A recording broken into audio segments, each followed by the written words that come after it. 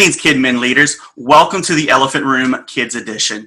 We call it the Elephant Room because the elephant in the room are often the topics and the issues that are often present that everyone sees, but we rarely discuss. So today we're going to talk about the new normal of kid ministry post-COVID-19. And I've gathered some high-capacity leaders, influential leaders from around our nation to discuss exactly what is the state of kids ministry here in our fellowship. Pastor Charlie, thanks so much for inviting me to be a part of this conversation. We're excited about just what the future looks like in these moments when God gets our attention one way or another, and globally now the church is responding. So this is exciting. So I serve as the Assemblies of God Children's Ministries Director. I've got a family, my wife and two boys. We're doing school at home, work at home, stay at home. We get out and walk our dog in the morning. And last night, we made Disney churros, so we're making the most that we can with this time at home and just absolutely loving it. But I believe that God's got something in store that's amazing for children's ministry leaders, for families, and the best is yet to come. So thanks for letting me be a part. I am Sydney Morrow, and I am the District Kids Director for Penn, Florida. That's Peninsula, Florida. And I also am, my husband and I pastor a church in Fort Lauderdale, Florida, and we love it. It's awesome. I also have a family. I have 5 kids who I am homeschooling, so that is so fun, and just trying to navigate through that. And so it's been an interesting and exciting journey. Excited about what the Lord is positioning us as a family for, but us as a church as well. So it's been so challenging coming out of comfort zones. And so, but that's who I am. And I am here because my good friend Charlie asked me to be. And so, Charlie, thanks so much for asking me to be a part of this great group of guys, and appreciate it. And my name is Chris Pruett. I'm the Minnesota District Kidmin Director for the Assemblies of God. And I built a bunker, not because of COVID-19, but just to try to get away from my kids, just to have some peace and quiet.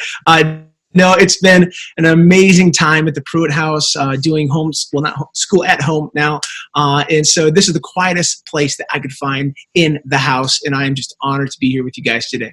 Hi, I am Brian Dollar. I am the associate pastor here at First Assembly in North Little Rock, Arkansas. I've been here over 20 years, started as the kids pastor, and now I'm overseeing 11 of our campuses and the kids ministries that they endeavor to impact their communities with. I have a wife and 2 kids. My daughter is a sophomore in college, and my son is finishing up his last week of high school this week. So I am fired up to be celebrating with him, because when that milestone hits, I am going to run around the house celebrating pretty hugely. No more math homework for me. Hallelujah.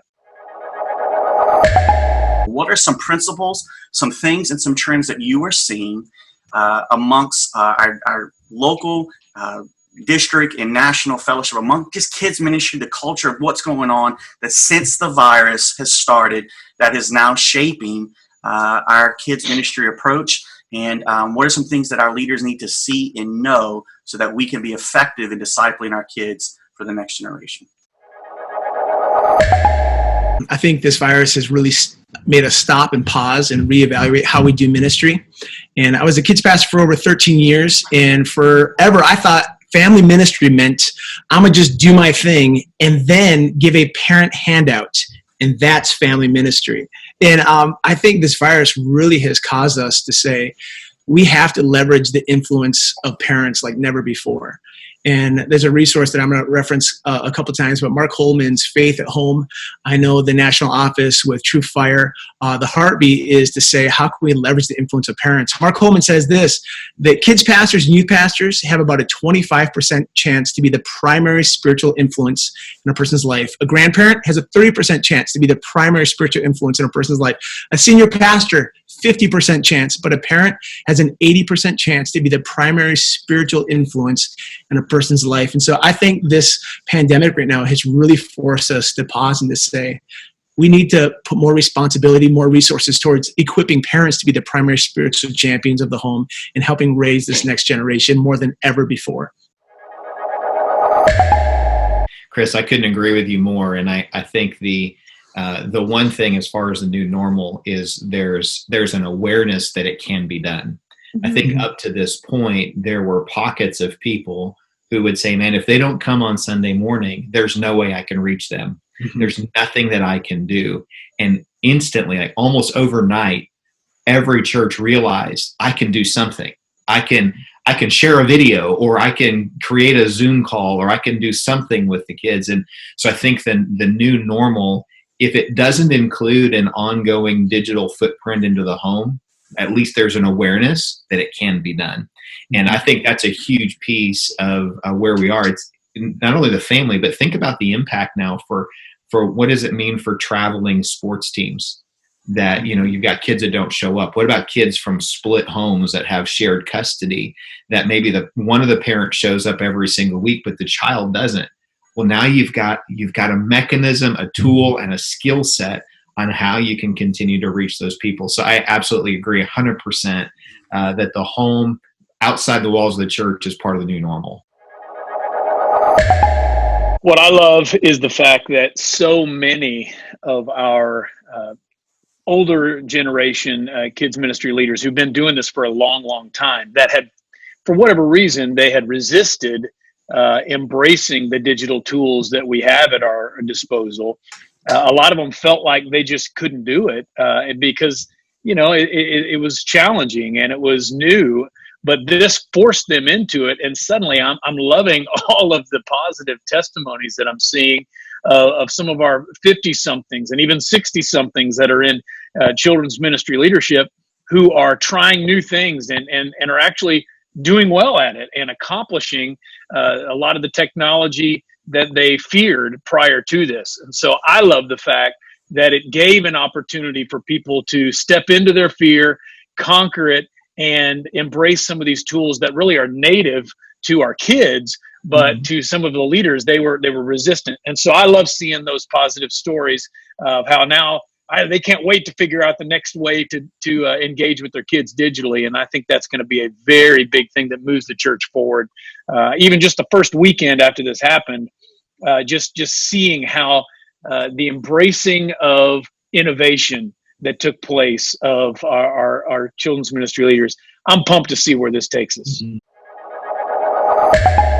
One of the things that, just as my role in the district, I've seen is sometimes I think people are holding on for dear life, like, I just trying to hold on until we can get back to normal, until we can meet in the church again. And I've just been encouraging since day one that, this, we have been thrust into this, and it is a gift to us and to the church, what we have been positioned for. And, a lot of people, the first week that, you saw a lot of Kidmin go online and Facebook Live, and it was so exciting. But I saw a lot of people do what a lot of us do in ministry, period, and in life, is the comparison game.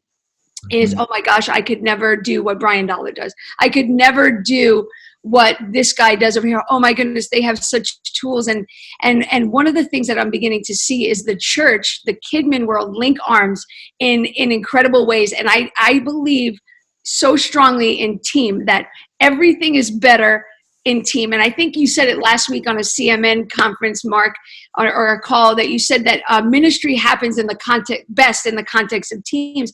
And I'm seeing districts and churches and sections come together and link arms. So I think that's such a big, huge part of this new normal that we have, that one of the things that we have to be so careful in, that the comparison, is that we make sure that we hear, that we have our ears in tune to the voice of God for our context where we are. Because God has something specific. I am not First Assembly of God in North Little Rock. And I love what they do, but God has something specific for every community, every church. And yes, it's good to get ideas. And yes, it's great to look at what Brian's doing, and he's in the forefront, and we're learning things. But we have to put our ear to the voice of God and say, God, what is it that you have? And I think that this time has really given us an opportunity to say, God, what is it that you have for where I am? What do you want from this place? And I think it's so important. Because we can do a lot of fun things, we can do a lot of great things, but if they're not God things for where we are, then it's not going to work. So I think those are just some ways that I think God is just shifting us in this new normal, as we call it. Yeah.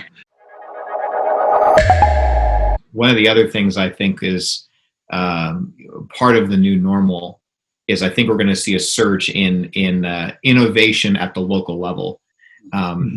Prior to this, the only way you would make improvements is if you hit a pain point and you could reach out to somebody to help you resolve your pain point.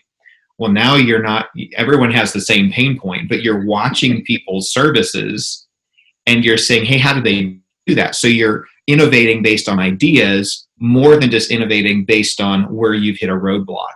And so I think we're going to see a surge in innovation because of just the exposure to what other people are doing. That's the benefit of the counter of the comparison game is, wow, they did that better. I want to learn. So if we have the right attitude as we approach this and say, I could do it better, and we innovate as opposed to withdraw and say, I can't. And so hopefully the posture of people in the new normal is one of, let's do the best we can. And yeah, let's link arms. There's no community quite like the Kidmin community. And one of the things that I'm seeing with innovation is a new normal of the level of engagement. I mean, in a 2019 podcast, Craig Groeschel says the future attendance of the church is going to be in direct correlation with the level of engagement of the people. And I think the word engagement is so critical, especially for the Gen Z, Gen Alpha. They want to be involved in the ministry. They just don't want to sit back and be told what to do. They want to be involved in the process. And I have been so encouraged by so many kids pastors, the way that they've been engaging families and kids at home. They've been leveraging the influence of parents, saying, hey, parents, ask your kids this question, talk about it like this. And kids, go grab some objects and teach your parents a Bible story. So the level of engagement, I really think, needs to be a new normal in kids ministry. Gone are the days of just being a good presenter on the stage and then being done. We have to engage our kids to make them a part of the story, them a part of the lesson. I've seen so many kids online be a part of Bible stories or a part of the segments of church. And my kids, when I'm watching online with my kids, when they see other kids on the screen, when they see other kids involved, their level of engagement and attention is just so laser beam focused. And so I think the engagement has to be a new normal moving forward. So one of the things I noticed too was that it's kind of the sense that there's three ways that a kids leader is called, right? They're either called by Jesus, right? There's this pull in that they know to be a kids ministry. They're called by their own kids, right? Like their kids are in kids ministry and you see something and you want to start helping, and then that level grows. Or you're called by a senior pastor who needs help, right? I mean, we have many of our folks who are asked to do something for an interim basis, and they do it for 10 years, because they're good at it, and God has our hand on it, correct? And so, but the funny thing about the call is that before, and I think one of you guys said earlier, but this virus has revealed the depth of their training and their ability, right? And so I think sometimes what happens is we were kind of had blinders on, right? Especially in our more rural churches. We didn't see or had access or exposure. I can watch 35 kids video services on a Sunday within an hour, but just by scrolling through Facebook, or whatever it may be, because everyone's posting. Normally on a Sunday morning, they're just posting an invitation to come to church, right? But now we see their videos. And so what that did before was that there was, I don't know what I don't know. And so there, then you're in that stuck. And then so the new normal to me is that, how do I put this? Is that I think that the things that the enemy would use to discourage folks, some of that has kind of been washed away, because now, I'm not saying there's no excuse. I don't mean it that harshly, but now we go, there's so much opportunity to grow, to learn. Hey, I realize that I can, no matter if I have 7 kids in a 50-member church or 700 kids in a 5,000-member church, that my growth is not tied to my paycheck or not. Well, I'll tell you one thing that maybe wouldn't normally be in the conversation when we're talking about trying to be the best we can be. Often the irritating subject is, safety protocols and it's like, yeah, we got to make sure we do this and this. Well, that's going to be paramount now. When getting back into in-person meetings, we're going to have to not just have those protocols that are effective, but I was reading an article even this morning that said the appearance of security is as important as actual security. Perceived safety is as important as actual safety. And so we're going to need to communicate our safety and health conscious protocols that we're implementing. It's way more than what we had been used to before, because kids probably aren't going to think twice about it, but parents are going to think more than twice before they send their kids into an environment that isn't taking the safety and the health protocols seriously. So that's going to be something that I think we're going to have to take moving forward, even beyond when we're not talking about this virus. We're going to have to keep that at the forefront of everything that we do. Yeah, and I think one of the other things that when you made mention, Charlie, just a few moments ago about it's kind of revealed some of the lack of training or some of our lack. I think that maybe, I know there's a lot of training for how to be a great kids pastor and how to do this and Kidmin 101 and all this. And I think that we've been thrust into something that has taken us, not all of us, but a lot of us, the majority of the church, out of its comfort zone. And really, I think we may need to lean into training in other dynamics of ministry, not just, how do you give a great object lesson, kids pastor? That's great. But there's so many, obviously, that don't know what they're doing in this season. And, how can we equip people better so that, moving forward, that we're equipping not just on one level, but in multi levels of ministry dynamic, and not just the, like I think it was Chris was saying, the upfront stage presentation, so I think that really how we go about training and those kind of things is probably, for me as a district director, is really something that I'm looking at so much more.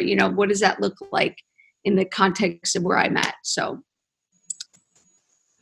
Yeah, and to clarify with the stage presence and presentation, I still think that has to be paramount. Like, we can't shortchange presenting the gospel. I mean, I think one of the greatest injustices in the world is if we make God's word boring. Yeah. And so that still has to be super high. I'm just saying the level of engagement, we have to think about that. That has to be a filter through our entire experience, either online or on a Sunday morning. And one thing, even moving forward too, I think we talked about the importance of team. I mean, teamwork makes the dream work. A dream without a team is a nightmare. I think moving forward, kids pastors have felt such a pressure to all of a sudden now become video editors, professional photographers, and all these other things in addition to their normal responsibility. So now moving forward, are they going to feel a pressure now that I need to shoot? I was talking with the kids pastor. He said for his 25-minute sermon, it took over 12 hours on average to edit. And so what we're going to have to start doing now, Kidmin folk, is we're going to have to start leveraging people's gifts and talents to have other people engage in this process if this is something we want to continue to do moving forward. Because doing everything on quarantine and now just going back to normal and doing quarantine mode at the same time, I don't think will be sustainable unless we build teams and more bandwidth. One thing that I think, we've talked several times about how this has been a gift to the church. One thing that I can say it's done for us, it's as a leader, you want to ask probing questions and you want to question certain methods and things that those that you're leading are doing, but often those questions would be kind of confrontational in regular mode. But now that we are in a mode where we've got an opportunity to ask those tough questions about what habits do we have that we need to quit? What are the programs that we're doing that we need to end? And then what are some new things that we need to do? It's giving the chance to reinvent and to be completely different on the other side.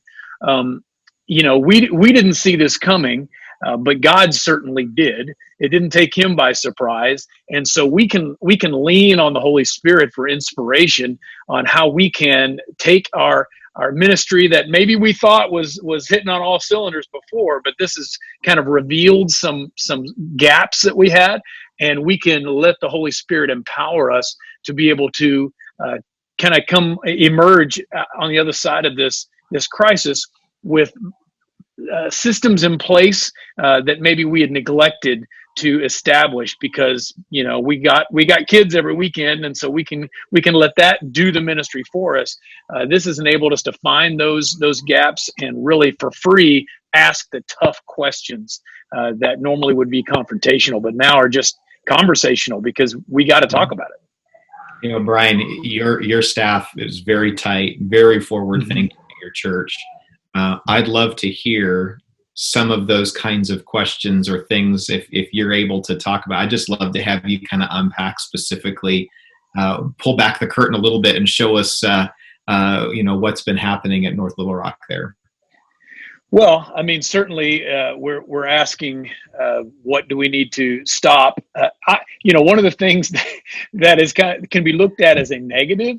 I've certainly we're not alone in that. The moment when all this hit and there was such, the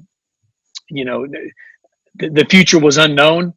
We went to essential spending only. We went to we're gonna hold back on anything that's not absolutely essential. Well, that can be looked at as a negative, but what I have seen is that it's caused me to be a much greater level of steward and to ask more questions prior to pulling the trigger on spending money, realizing that there's a lot of things that we could do maybe differently and more innovatively without it be so easy to just buy something off Amazon to do this or spend this money to pay this person to do something.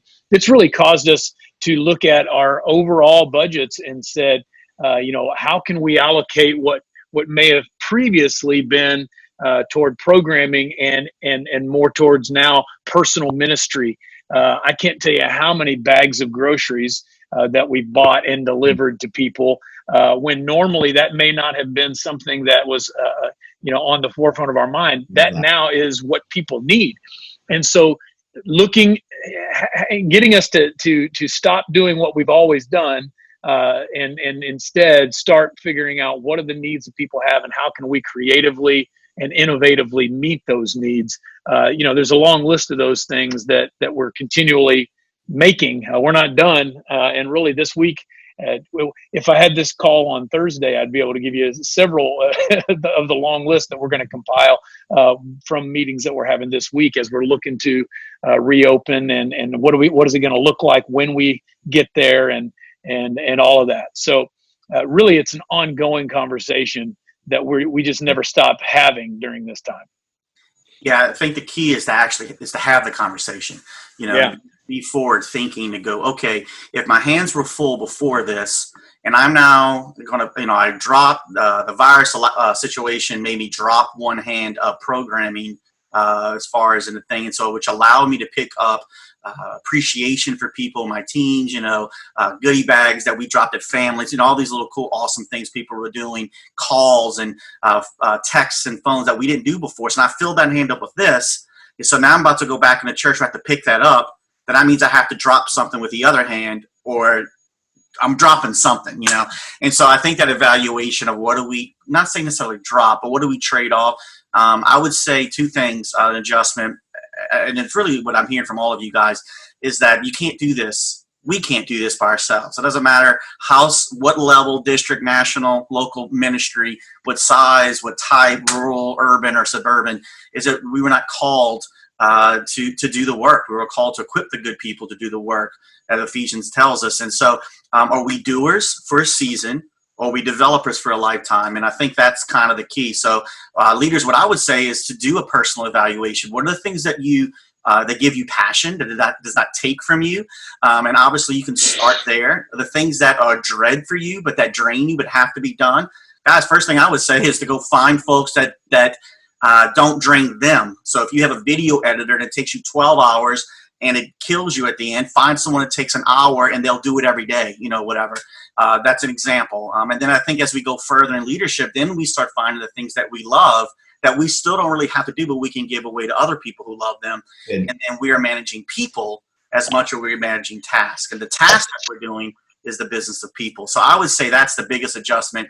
I think we all should have been doing that, and that's where Sid said, shame on me. I mean, we all feel that, but I think it should put a spotlight on going, wait a sec, we can do this, but man, we see a lot more fruit when we really can engage our people to help on that team. I think one of the things that is also going to be part of this is the recognition of personal contact, personal relationship with people. I think in the local church, we can get caught up so much in the treadmill of ministry that we just become numb to who's there, who's not there, what the expectations are. And one of the good byproducts of this is that complete disruption.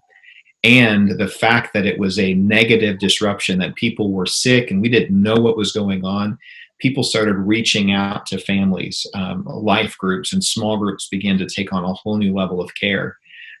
There may have been kids who are going home to situations where mom and dad are completely disengaged, or worse, maybe even abusive or neglecting them. And so the children's pastors are going and stepping up in a greater way to make personal contact with those people in a way that cares beyond when they come in the doors on a Sunday morning or Wednesday night.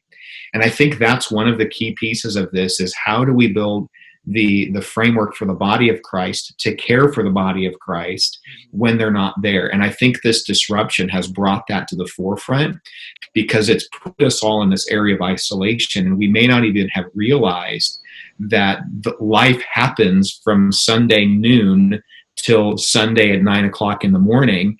And there's a whole lot of these people's lives that we're unaware of, even beyond what gets posted on social media. So there's the key piece of this that is personal interaction with families, kids, that I think we've become attuned to. And I think it's one of the areas that we can't miss on when things go back to normal. I think that's happened, Mark, on a lot of levels, not just the local church, nationally, district-wise. I haven't engaged with the people, the leaders in my district this much in all of my years. And shame on me, but not shame on me. I'm not receiving shame, but I'm saying these kind of things, really help us to get back to the main thing. And what's the main thing? And Jesus was always about relationship.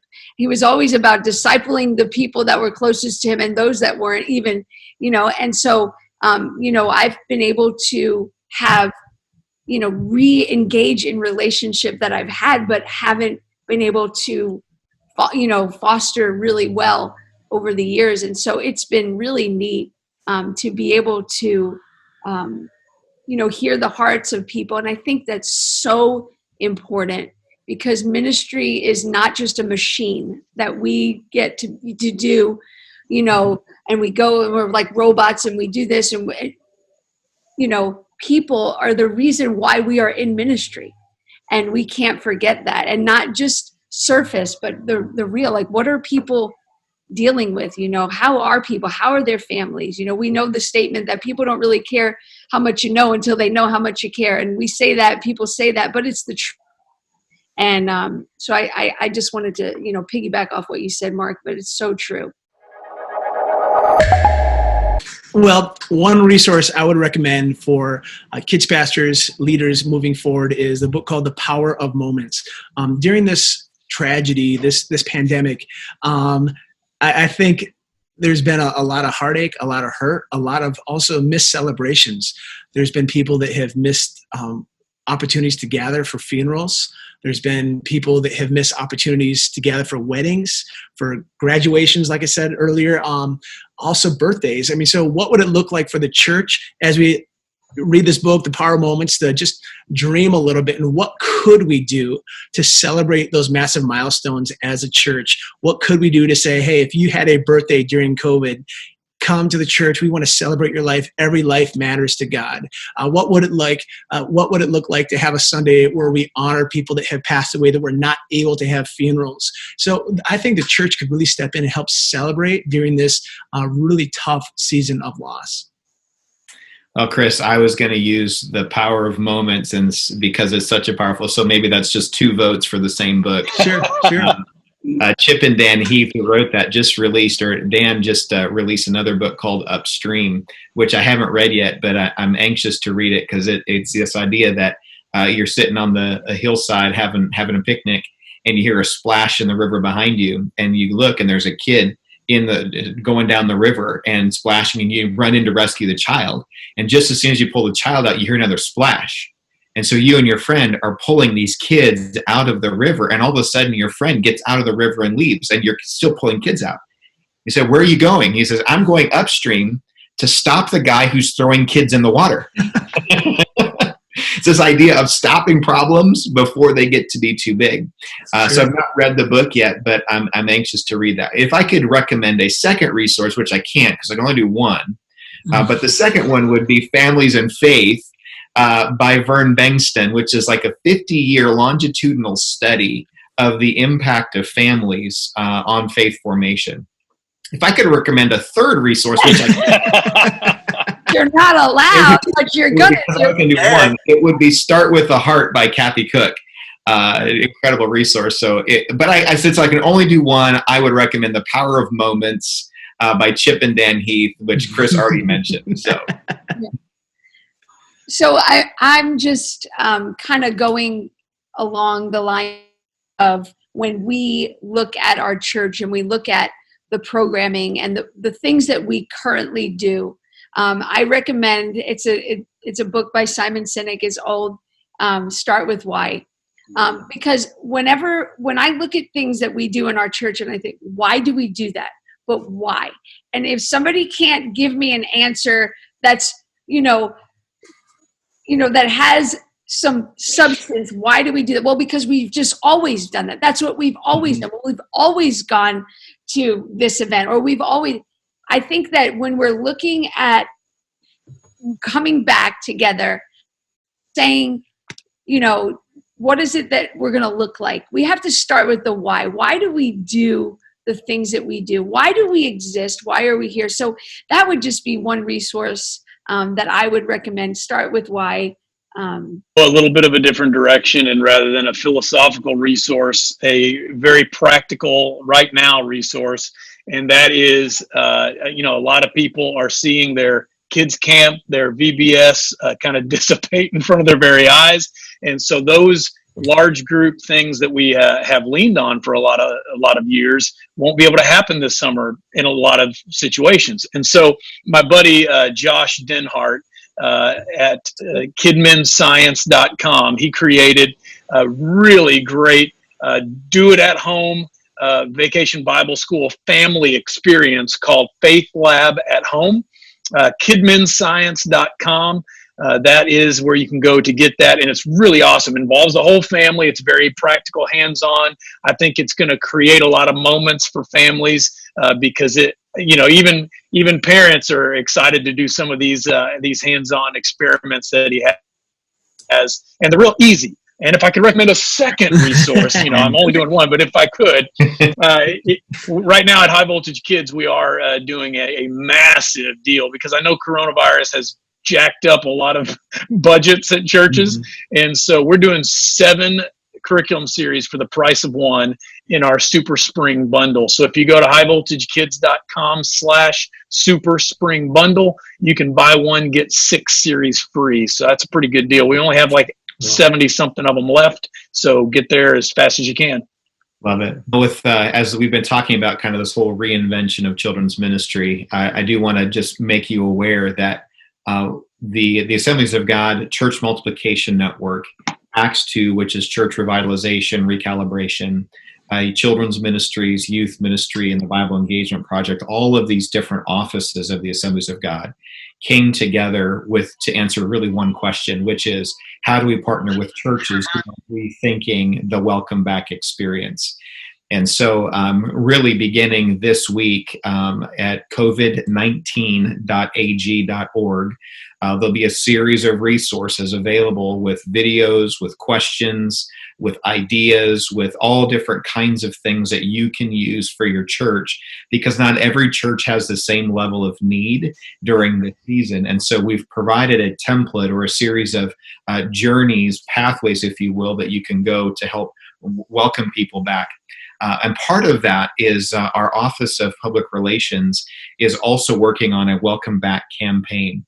So if you need art and graphics and stories and different pieces as you begin to announce to your community again, hey, we're open for church, this Welcome Back campaign is going to be a great resource for you. So you may not have a designer or a PR, group or whatever in your church to help you with the relationships in your community. Let us help you with that, just to make your church look sharp in the community, to represent well, so that people say, man, this church is something I want to be a part of. And we are trying to help you rethink volunteers, safety and sanitation, your discipleship, your connection with home. All of those pieces are wrapped into this. So covid19.ag.org, it's filled with a ton of free resources, and we hope you find it very useful. Leader, if you are there and you're watching this and you are the point person of your kids' ministry, that means God has called you. And that also means if God wanted someone else to do what you're doing, they would be there and not you. And so we can all grow in our qualifications, but we can rest assured in our individual calling. So I hope you're encouraged. There's many resources out there, many people to help you navigate through this season. And we're going to figure out how to continue to disciple and to raise up a generation of kids who know Jesus for when they're in our shoes 20 years from now, handling issues like these. And so thank you for being here for Elephant in the Room. We're going to be moving into some other topics a little more deeper. Like I said, we're going to be talking about some engaging and leveraging parents. We're actually going to be talking about that. We're going to talk about missions, and we're going to be talking about engaging our kids into being biblically following Jesus, Christ followers.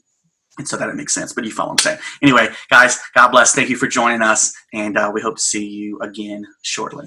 God bless.